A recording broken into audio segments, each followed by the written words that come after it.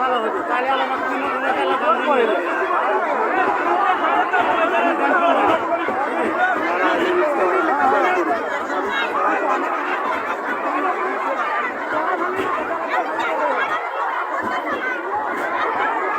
দর্শক মন্ডলী এই মধ্যে রয়েছে প্রজাপতি সমিতির যে কেন্দ্র, এই কেন্দ্রের মধ্যে তাণ্ডব চালাচ্ছে